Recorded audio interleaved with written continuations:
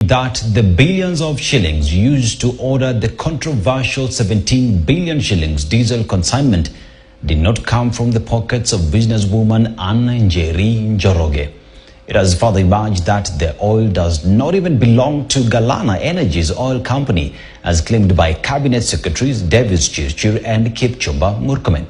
An investigation trailing the billions of shillings suspects that the money that have been unlawfully withdrawn from public coffers given to Njeri to order the consignment, sell the oil and return clean 17 billion shillings to those who gave her the money.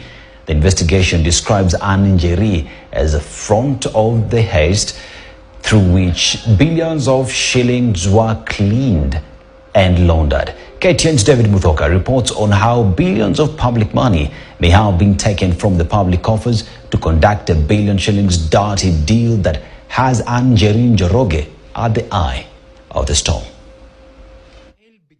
In September last year, when the Ministry of Energy and Petroleum withdrew from the consolidated fund 16 billion shillings purportedly for subsidies to private financial enterprises.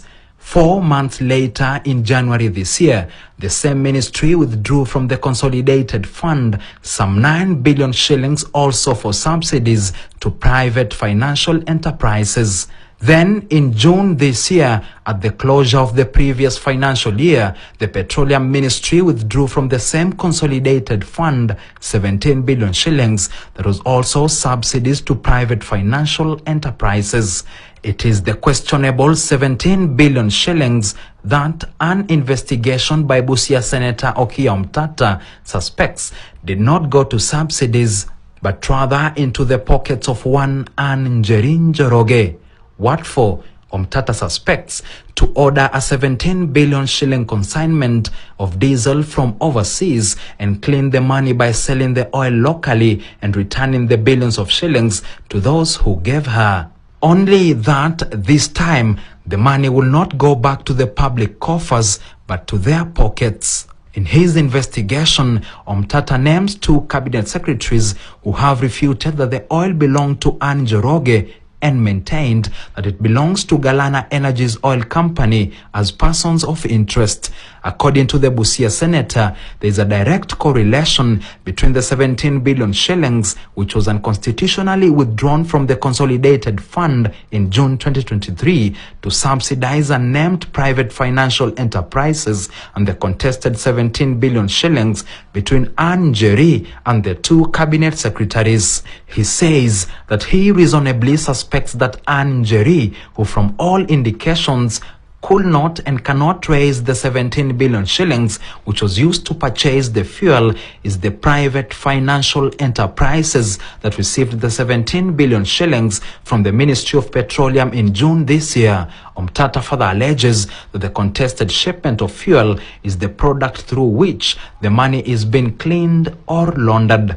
He continues by challenging the 2 cabinet secretaries to stop fooling the nation and come clean on their relationship with Ann Njeri, whom he reasonably believes is their front in the heist, but whom they have fallen out with. In his report, the senator adds that the relationship between the 17 billion shilling consignment of diesel and the 17 billion shillings paid in subsidies cannot be denied unless the 2 cabinet secretaries make a once and all full disclosure of the identity of the private financial enterprises which benefited from the money. The 2 cabinet secretaries are yet to make that disclosure, only maintaining that the diesel that has already been offloaded belongs to Galana Energy's oil company. Interestingly, directors of the said firm have been quiet more than 2 weeks since the controversy started. David Muthoka, KTN News, Nairobi.